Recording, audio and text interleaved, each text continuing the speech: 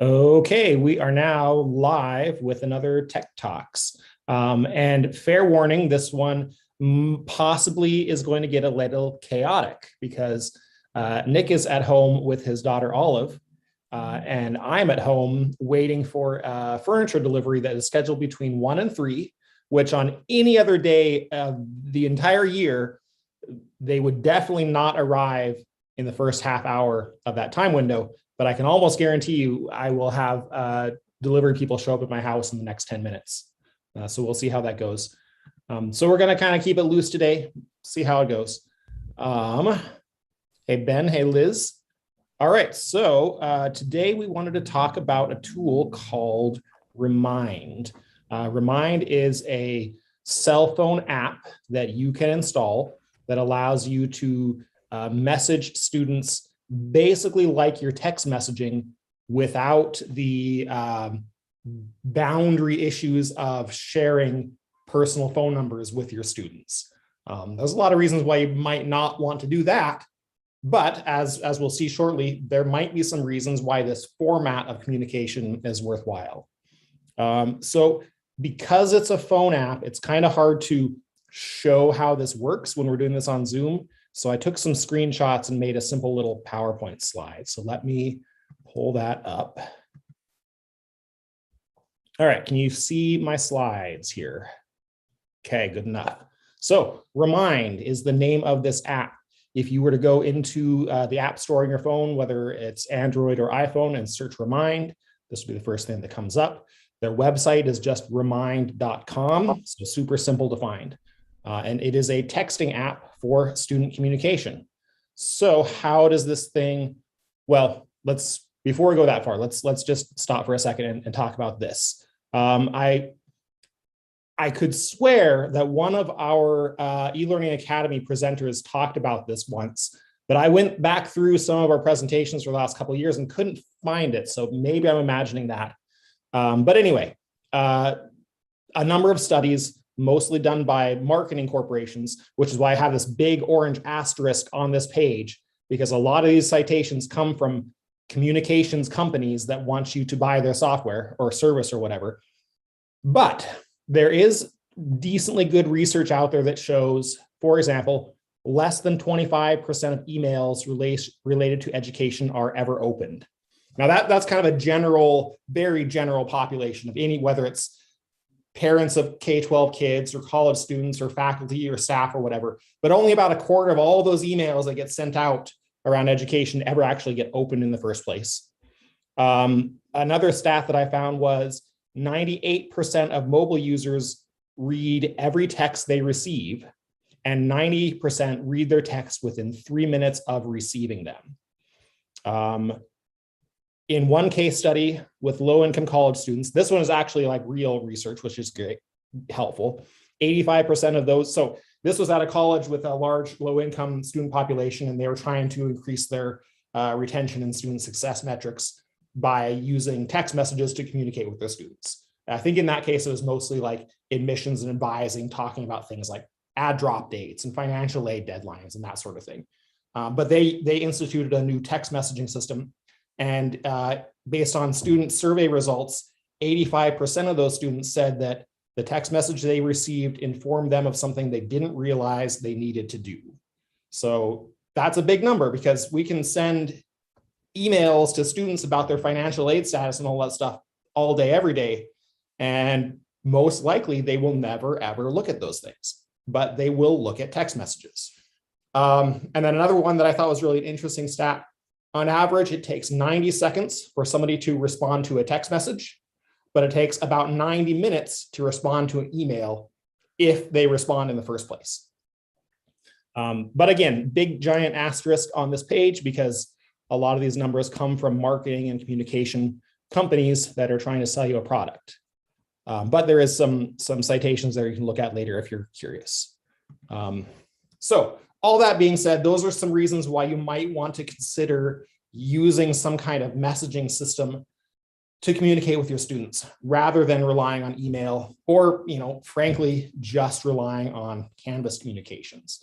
Canvas is fantastic, and we have good numbers that our students utilize Canvas well. But one of the issues with Canvas is they have to go in there and opt into notifications, whether it's on their phone or via email or just in the system. And we certainly encourage them to do that. And I think in the new student orientation Canvas course shell that Nick just finished up, we got a big section on notifications, right, Nick? So we got that stuff in there, but it's still a system where we honestly don't know how many students actually have all those things turned on. We don't have a way to force them to turn it on. We can encourage and we can cajole and we can ask them and we can plead and beg with them, but we don't always have control over that. So based on those stats we looked at earlier, it might be nice to consider an alternative or a supplementary communication channel. So that's where Remind comes in. And again, like I said earlier, but then I think a few people joined us a little late. Remind is an app that you can install on your cell phone, Android or Apple. You can also use their web interface just in a web browser on your computer if you're logged into their system.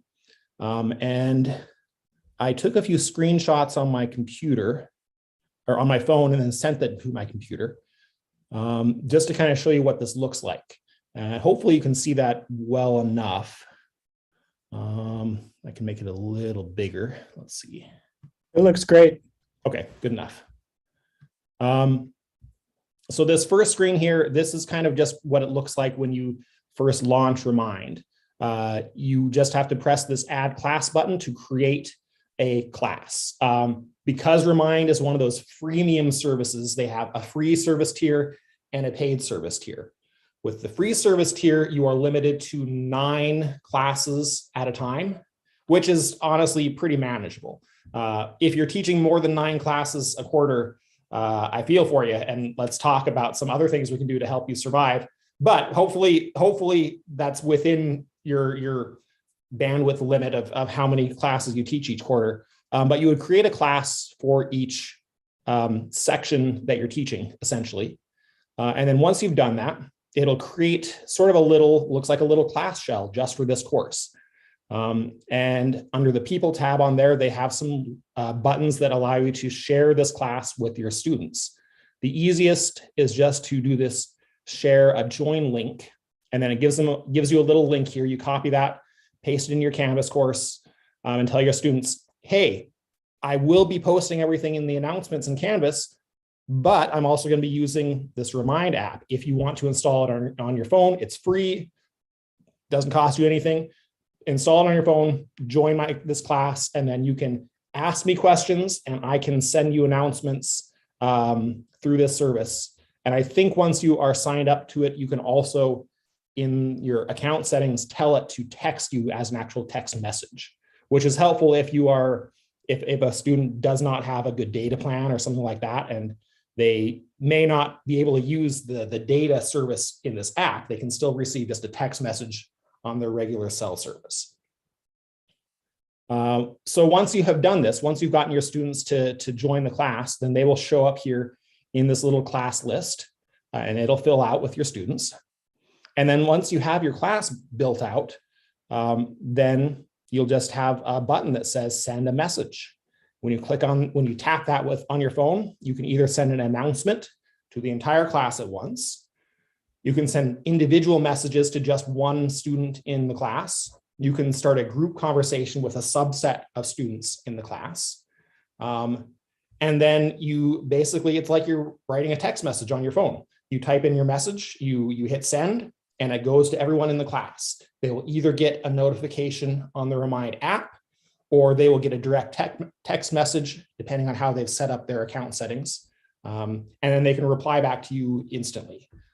You can also set up your class to allow students to communicate with each other without going through you, which can be extremely helpful if you have any kind of group projects in the class that students may struggle to organize together and plan out their projects and that sort of thing. If you use Remind, then they can text each other back and forth, and they can set up their own little groups. So they can set up a group project group with just the peers in their group, and they can communicate that way, all without sharing their personal cell phone number. That's the key thing here, right? Is you could just do all this stuff with cell phones, But for many different reasons, you probably don't want to share your personal cell phone with your students. And you almost certainly don't want to ask them to share their cell phone number with each other. That just opens up all kinds of privacy and concerns. And this bypasses that. It only works through the Remind app. When the class is over, the students can delete their Remind account.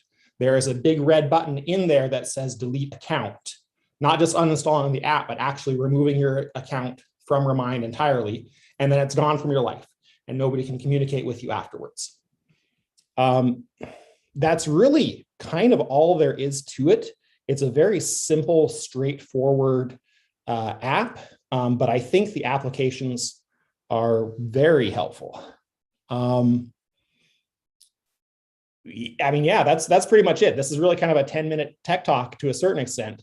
But since we have time, we can talk about kind of some best practices.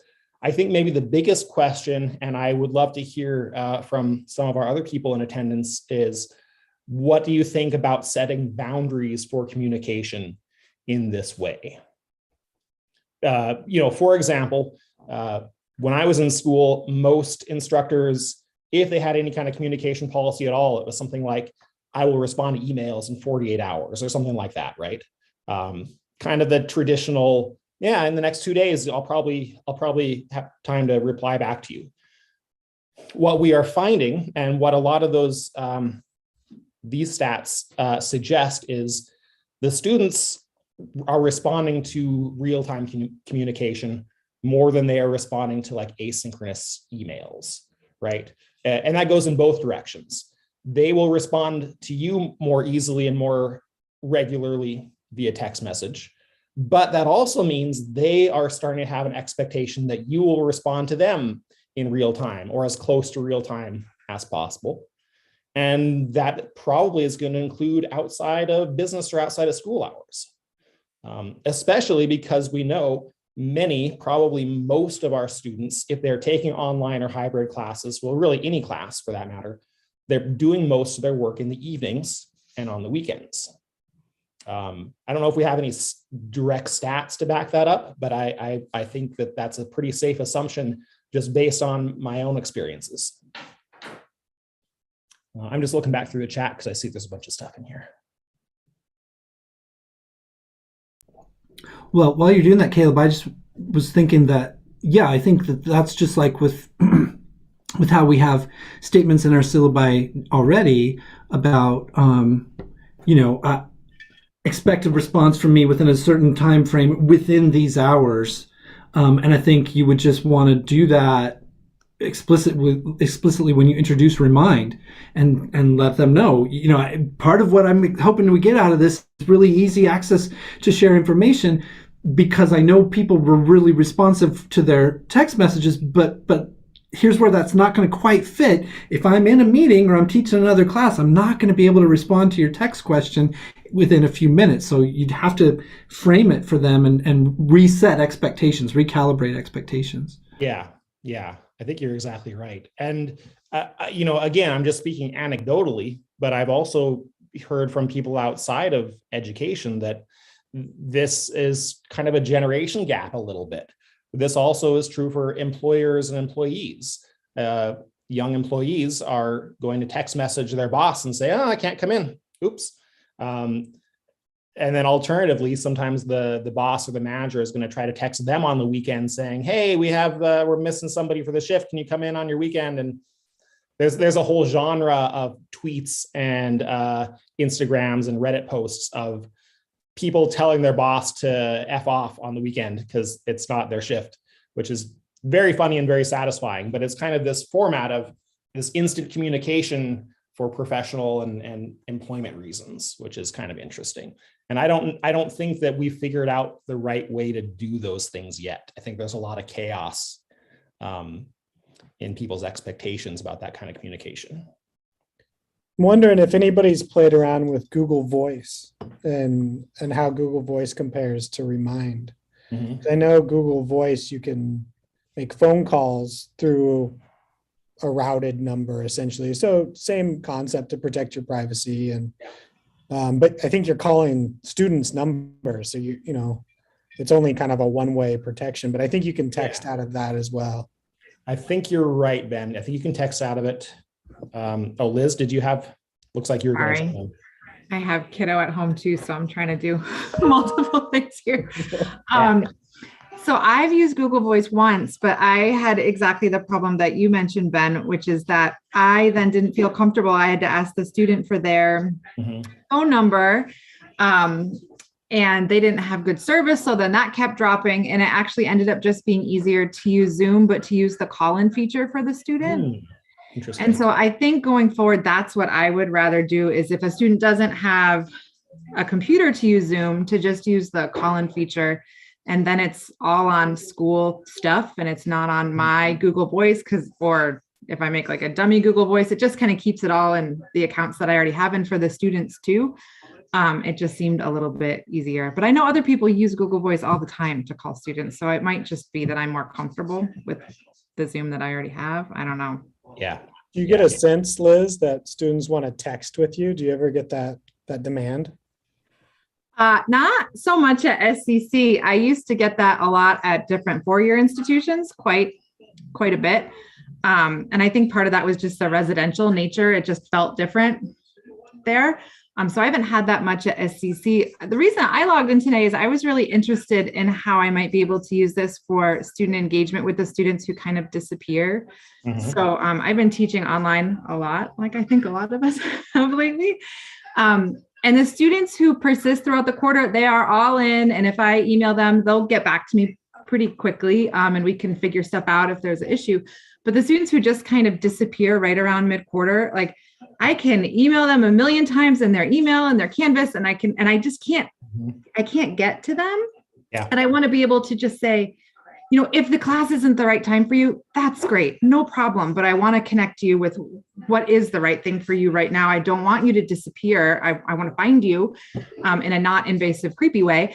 And I don't know if this would work for that, because they would have had to opt into the app in the first week. So I'm trying to find a way to reach out, because I don't usually call students for some reason. That, I don't know, a text message they can ignore, I guess, if they really, really don't want to engage with me, and that's their choice. But a phone call seems, I don't know, maybe I'm also from that generation that texts more than I talk to people anymore. But so I don't know. Do you think, Caleb, or anybody else, that this would be good for that if I could get them to opt in at the beginning of the quarter, or is it too tough? So I think potentially this could help a lot with that, because I mean, there's always going to be some small subset of students that you literally never see a single time, right? They sign up for a class and for whatever reason in their life, never even once logged in, or you never hear from them. They never submit anything. So you're right that there is a little bit of a barrier there, that they do have to opt into this service. But if you can catch them in that first week, second week, where there's still high engagement with most of your students, then in week 3 and 4 and on, where you're starting to lose contact with some of them, then I think that this could be helpful in getting them re-engaged with the class.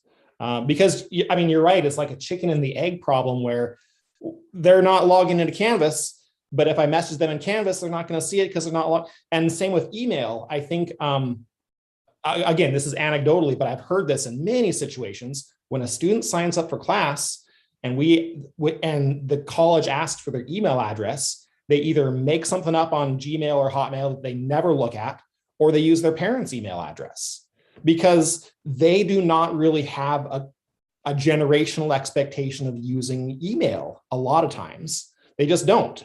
So text messaging and instant messaging does seem to be their preferred communication channel. So I think this might be worth trying if that's the problem that you're trying to solve. Yeah, I think I'll definitely do it next quarter, because I'm just seeing too many. I mean, there's always a little bit of attrition, but I'm seeing a lot more attrition than I used to, despite me like trying to really amp up my engagement. So I'm excited. I'm excited to try it out. Well, you'll please do keep in contact and let us know how it works out for you, because I know a few other people use it. I was hoping one of them, I think, is one of our regular attenders, and Nick said that he used Remind already, and I was hoping he'd be here, but he's not, so that's all right. But I know there are a number of instructors at both campuses that already use this and are pretty satisfied with it.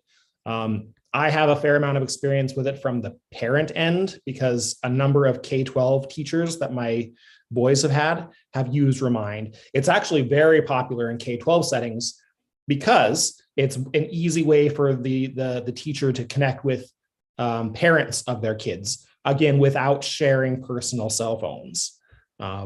One year, a couple years ago, because of the way it's set up, once you're all connected to a classroom group, the parents would use Remind to set up play dates for their kids. Like, it wasn't even classroom related. It was just using it as a communication channel while still kind of maintaining those boundaries before you got to know someone, which I thought was kind of cool. Well, that widespread usage in K-12 is kind of argues for us doing it. I mean, that's a, to the extent that any proportion of our incoming students are already familiar with it from their K-12 experience, then this might be a tool they're willing to adopt.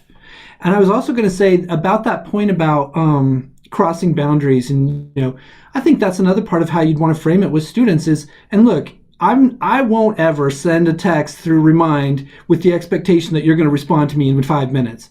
And let's agree on that both ways, okay? When you send them, I'll see it, but I won't. Please don't think I'll be able to always get back to you within 5 minutes. And I promise I'll never expect it of you either. And that might be a way to kind of have some more manageable boundaries around that. Yeah, I think that's a great way to frame it. And again, you're kind of we're helping those students set those kind of professional expectations around text messaging, that it's not like your buddy you're going to text back and forth at 2 a.m. in the morning. It's just not going to happen with your teacher or with your employer or with your coworkers. So let's set healthy boundaries and expectations here. Yeah, and that's a good point you just made there about your buddy, Caleb, because I know that there are people who have relationships that if you don't respond to a text, that's a meaningful action, right? Oh, yeah. Like you must be mad at me, or we're breaking up, or right, something horrible is going on. Yeah, if you leave somebody on scene, right? Because in most text messaging systems, it'll put a little eyeball or something next to it showing that, oh, Ben saw my message. He's read this. He just hasn't responded to me, so he's mad at me. So that's a phrase. Left on scene means your boyfriend or girlfriend is aware of the message you send and they are not responding for some reason. So yeah, I mean, we don't want students to have that expectation that if a teacher leaves them on scene, it doesn't mean they're mad at them.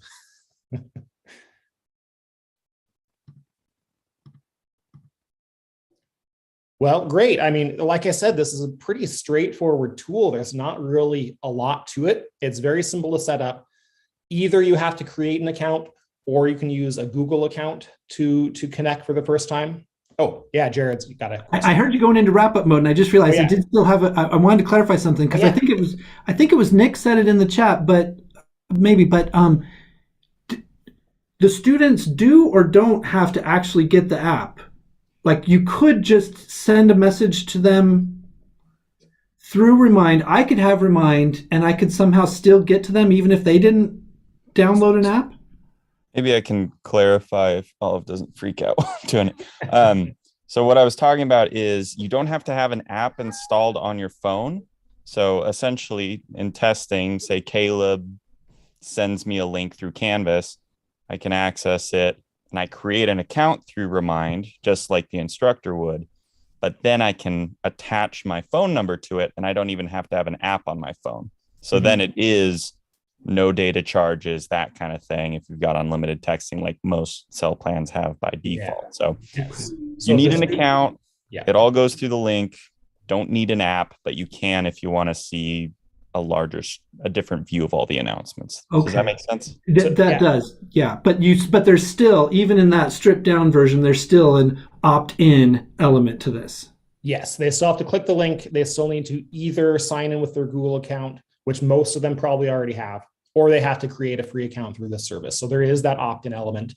And then they have to choose to connect their cell phone number to it if they want to do what Nick is saying, just receiving direct text messages rather than using the app. or they can install the app and not connect their personal cell phone number, which is, again, a nice thing. It gives them some choices here. What boundaries are you comfortable setting for yourself? And then I think the other limitation is if you don't have the app installed, you can't direct message your classmates. But with the app, if the instructor has the class settings set up that way, then they can direct message each other through Remind.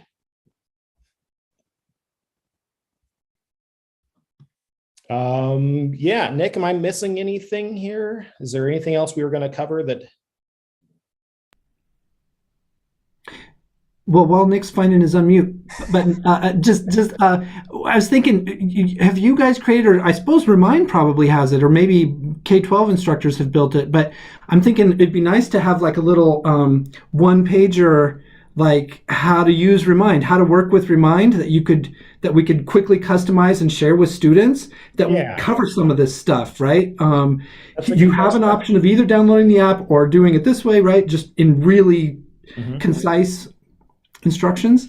Yeah, that's a great question. I don't know if they have something like that. So I will do a little bit of research after this.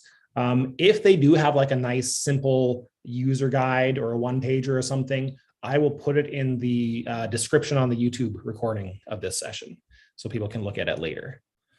And again, if anybody ends up trying out Remind, please let us know how it works for you. I would love to hear some real world case studies on our campus. So I guess that pretty much does it for today, unless we have any other comments or questions.